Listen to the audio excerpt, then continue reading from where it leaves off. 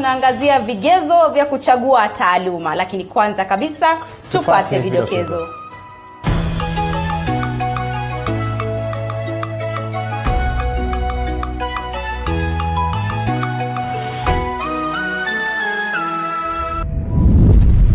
Na katika vidokezo, polisi wanachunguza mauaji tata ya kijana na mzee waliouawa kinyama eneo la Engalasia, Kakamega. Wafungwa 21 katika gereza la Embu wamegunduliwa kuugua maradhi ya kifua kikuu almaarufu TB. Na zoezi la kusafisha ziwa Victoria laanza rasmi siku chache tu baada ya vyombo vya habari kuangazia uchafuzi katika ziwa hilo. So dakta kabisa mtazamaji, karibu sana kwa dakika 60 za habari na uchambuzi. Langu jina ni Clifford Ndubi. Nami ni Andrine Kilemi na anayetusaidia kwa lugha ya ishara ni Josephine Oko. Moja kwa moja tuangazie taarifa ambazo tumekuandalia. Ni kwamba polisi mjini Kakamega wanachunguza kisa ambapo mwili wa mvulana mmoja ulipatikana umefungwa kwa kamba na kukatwa, baadaye mwili wake kuteketezwa juu ya kaburi la mzee mmoja anayedaiwa kumuua yapata wiki 2 zilizopita. Mulindi Keri ana taarifa hii kwa undani. Umati huu mkubwa umejitokeza nyumbani kwa mzee Jora Mahonya aliyezikwa wiki moja iliyopita. Kikubwa kilichowaleta hapa ni kushuhudia mwili wa jamaa anadaiwa kuhusika kwa mauaji yake yapata majuma 2 yaliyopita. Na mzee alipotea, akauawa, tena akaokotwa msituni.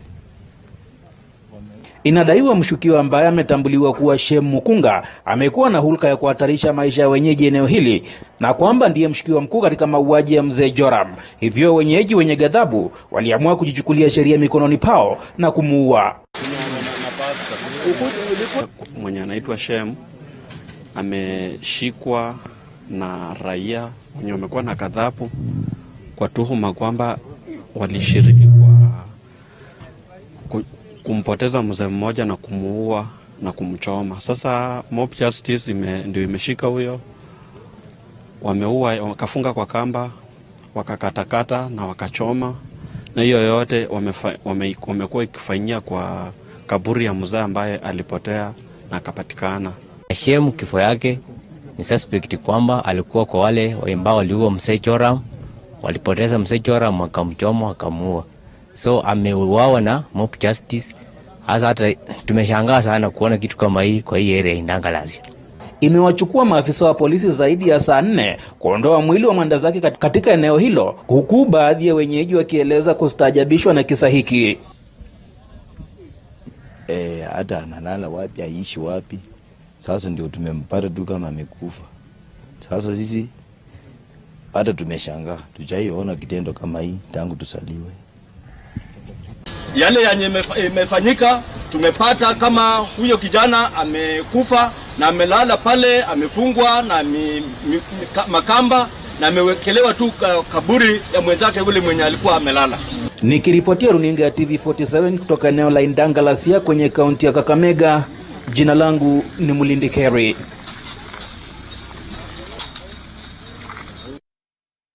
Mbali na hayo, mtazamaji, wawakilishi wa wizara 3 waliofika mbele ya kamati ya pamoja ya bunge la kitaifa na lile la seneti kuhusu afya walifurushwa. Hii ni baada ya mawaziri wa wizara hizo kukosa kufika mbele yao. Naam, mtazamaji, mwanahabari wetu Liz Motuko ametuandalia taarifa ifuatayo.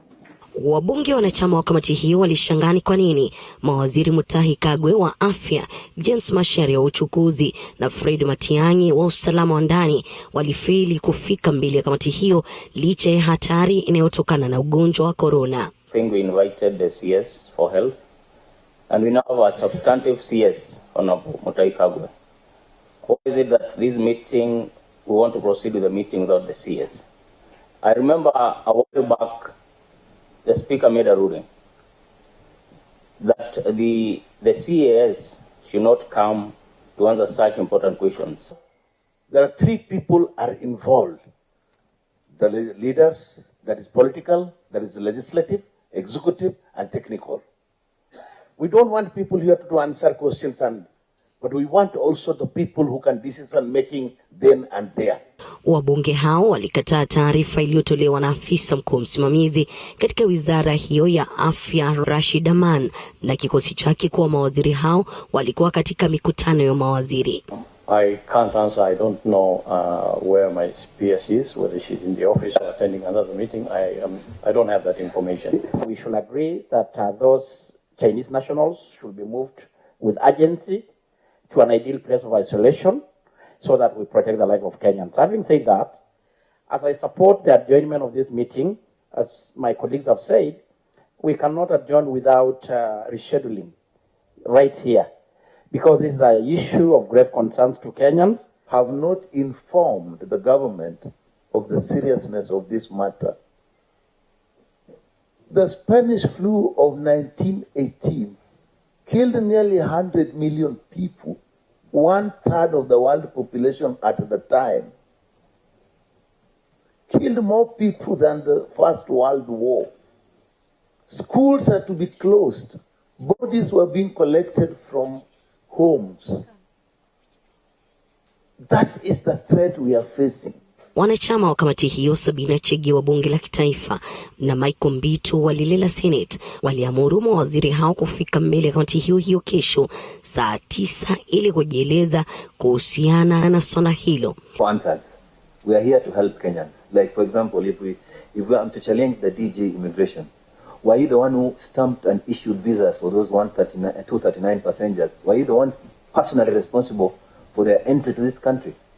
I don't think you have an answer for that. If I go to the Minister of the Transport Fears, are you the one who issued personal clearance for that plane to land in this country and said it's okay? Is it you who made that decision personally? Yeah. So we don't want a situation whereby it will be a back and forth situation. Say, oh, I'll go back and consult afresh and whatnot.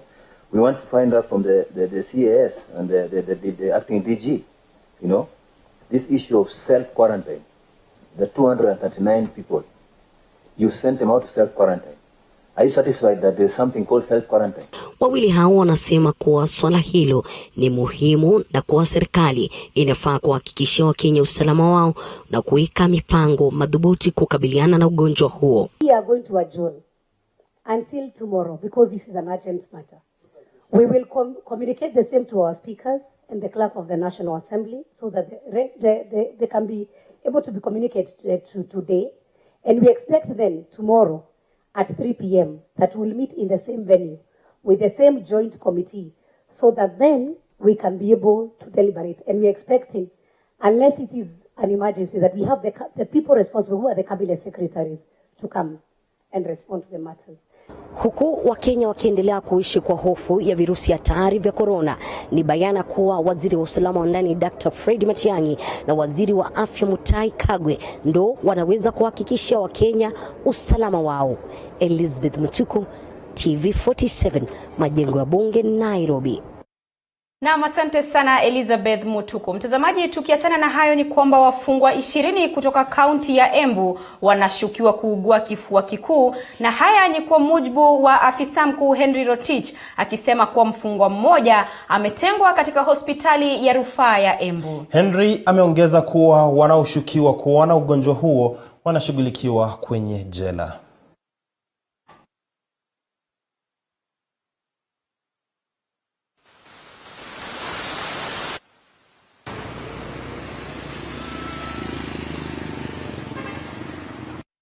So dakta kabisa mtazamaji, tuzidi kusonga mbele na taarifa zetu, lakini sasa hivi tuangazie taarifa za mseto mahakamani. Na mkurugenzi mkuu wa halmashauri ya bandari KPA Daniel Manduku ameachiliwa bila kushtakiwa. Hii ni baada ya mkurugenzi mkuu wa mashtaka kuitisha faili yake ili kufanya uchunguzi zaidi kuhusiana na kukamatwa kwake na idara ya upelelezi DCI. Mwanahabari wetu wa mahakamani Salome Mwirori na mseto huo wa mahakamani.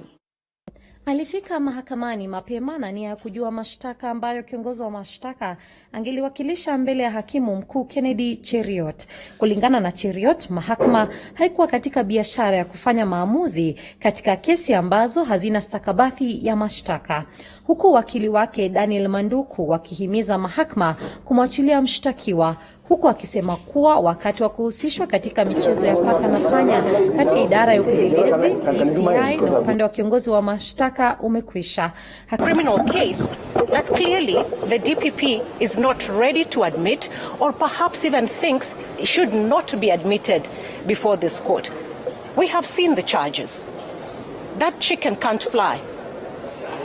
A case is good or bad when it starts, and in this case it is clear that the DCI is actually trying to pursue its own agenda. Director of a state corporation. It will leave you wondering what is the state of the administration of justice and the rule of law in Kenya. This is chaotic.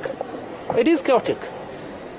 Now, Dr. Manduku has walked out of the court. We won't say he has been set free because he had not been arrested. He had been seized unlawfully.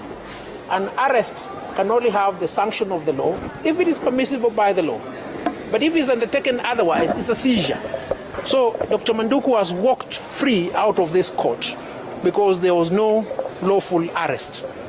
Hakimu mkuu alichukua fursa hiyo kuachilia Daniel Manduku, huku ikiwa ni mara ya pili sasa kwake Manduku kuwa katika hali kama hii.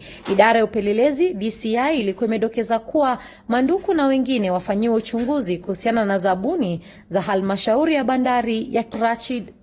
Kwingineko, aliyekuwa waziri wa michezo Rashid Echesa amewasilisha ombi mahakamani la kutaka arudishiwe gari lake na bunduki yake. Kupitia mawakili wake, Echesa anasema kuwa gari lake aina ya Range Rover ilichukuliwa na idara ya upelelezi na bunduki yake, licha ya kuwa haikuonekana kutumika katika kesi inayomkabili. Salome Mwirore, TV47.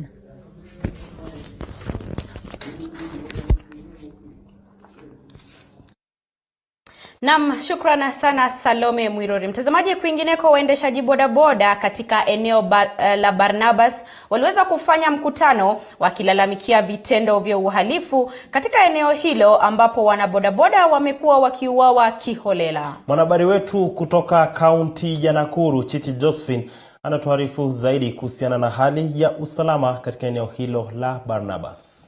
Wakazi na wanabodaboda wa eneo la Barnabas hii leo waliungana kulalamikia vitendo vya mauaji na uhalifu katika eneo hili baada ya mmoja wao kuuawa akiwa katika harakati za kikazi.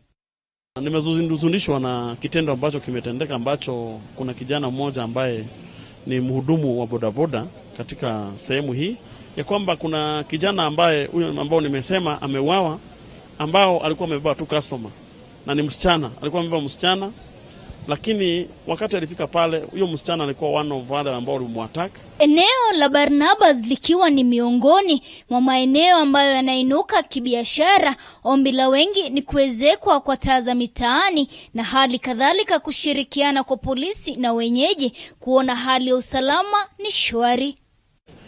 Kama hii sehemu ya Barnabas ndiye sehemu moja zile town zinakuwa haraka sana, ambako kila kukuchao kuna watu wageni wanakuja, wengine wakienda, wengine wanakuja. But niseme ya kwamba ulinzi kwa muda haijakuwa mbaya sana, kwa sababu polisi tumekuwa tukisikania vizuri tangu wakati kijana mwingine aliuawa miezi kadhaa iliyopita.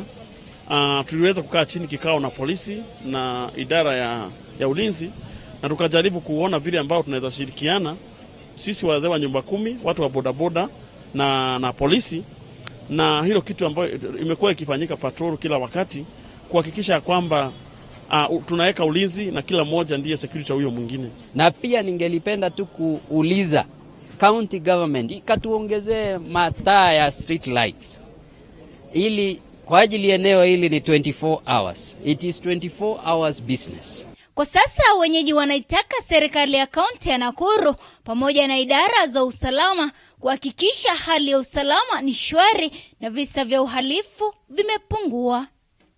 Hivi majuzi tumekuwa tukiona visa mbalimbali vya uwaji, na tungeliomba tu wale ambao wanashikilia eneo la security waweze kuwa vigilant, waweze kuwa macho.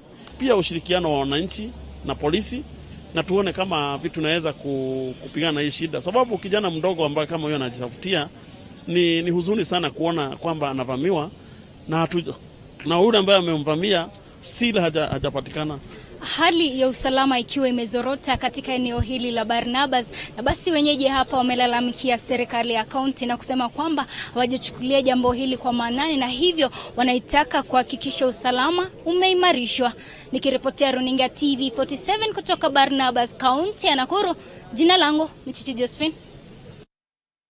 Shukran sana Chichi Josephine kwa taarifa hiyo ambayo inatufikisha 14 dakika baada ya saa 1 usiku. Awamu ya kwanza ya Upeo Wa TV47 tunatamatishia hapo. Na mtazamaji, kumbuka unaweza kuzidi kufuatilia taarifa hizi kwenye mitandao yetu ya kijamii. Twitter ni @TV47KE, Facebook ni TV47 Kenya. Usiende mbali.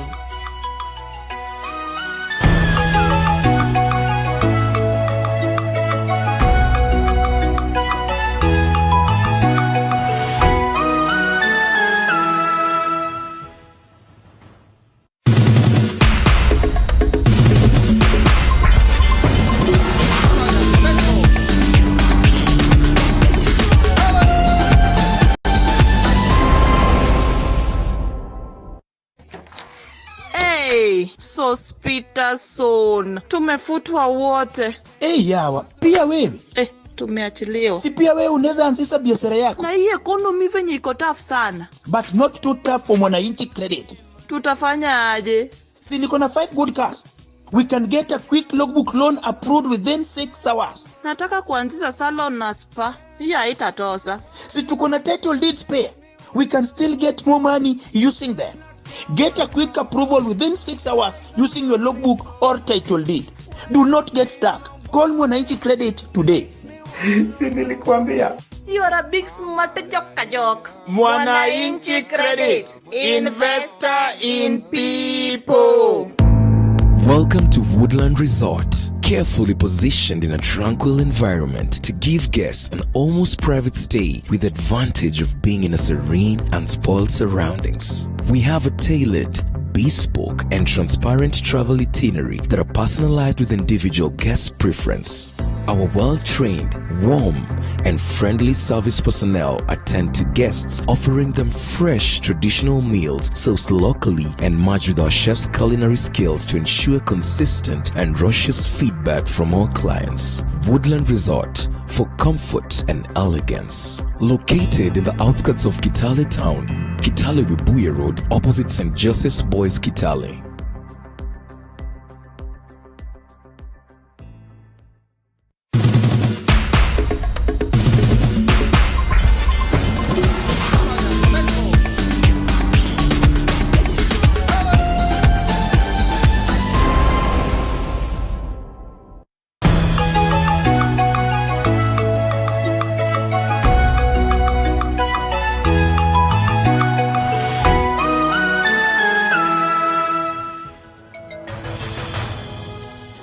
Naam, karibu tena mtazamaji. Asante sana kwa kuzidi kutazama taarifa za Upeo wa TV47. Tusonge mbele.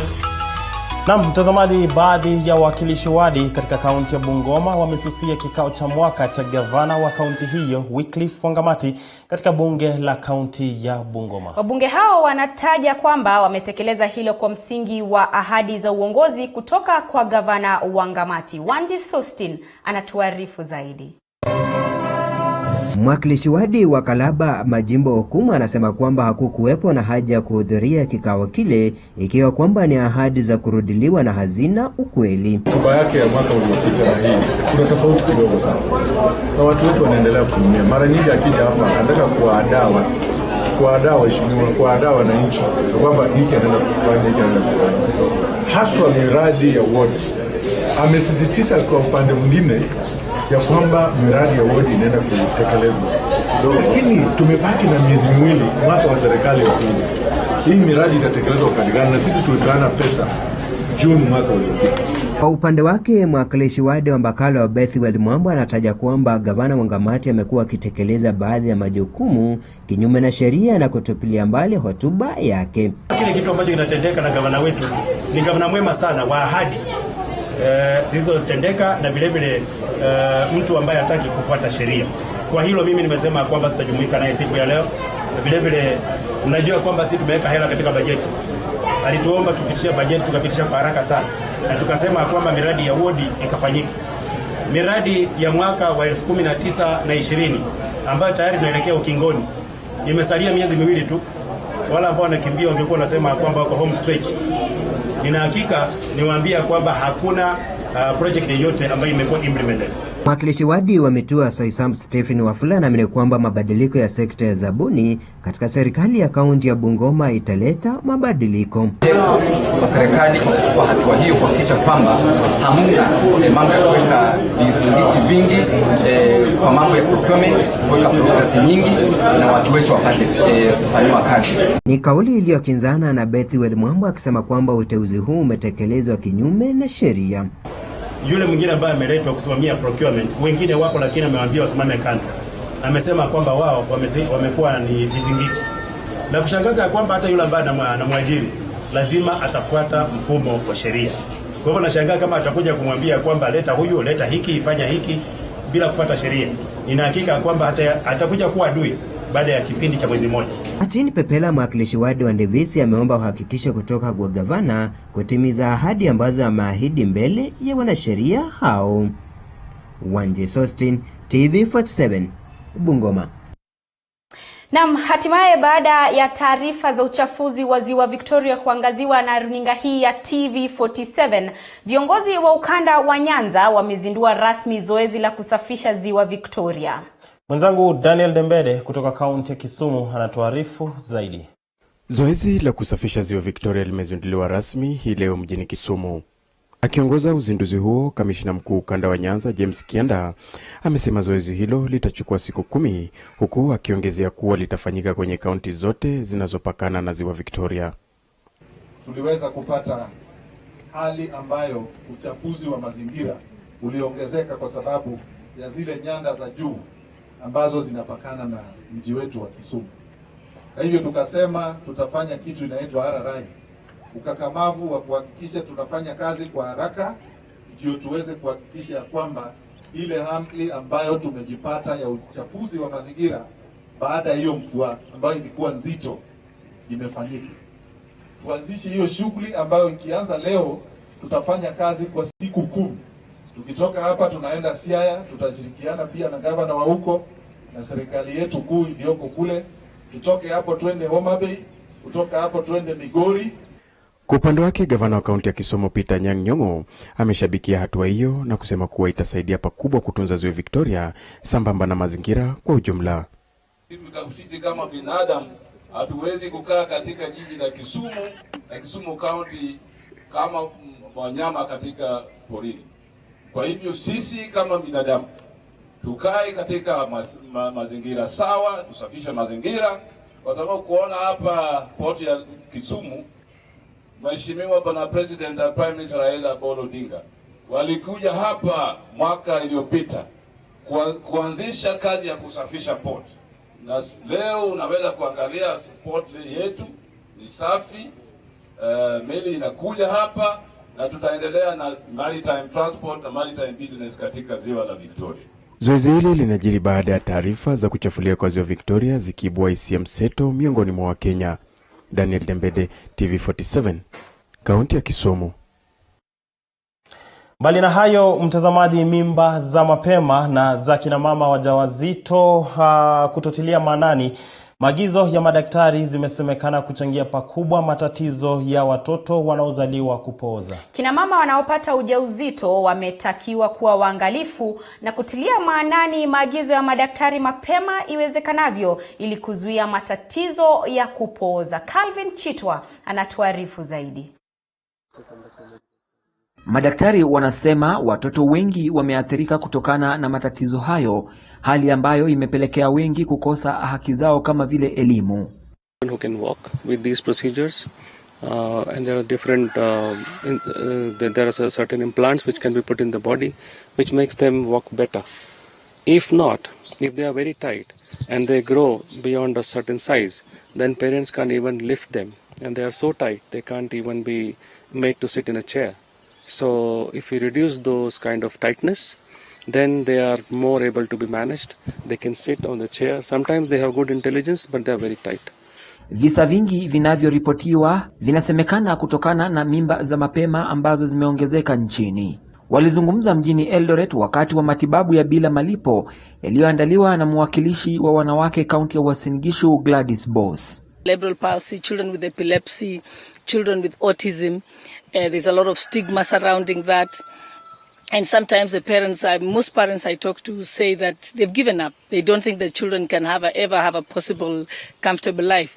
You have a child whose neck falls all the time, which means they can never even sit on a chair. But if we can have a procedure that helps the neck be able to stay upright, that child can sit in a classroom. That child can be placed on a wheelchair and the mother can be able to get some work done. And that child can have at least some better quality of life.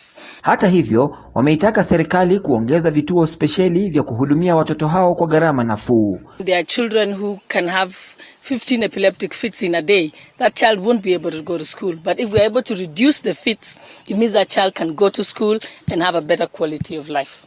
Calvin Chitwa, TV47, Kaunti ya Uasin Gishu.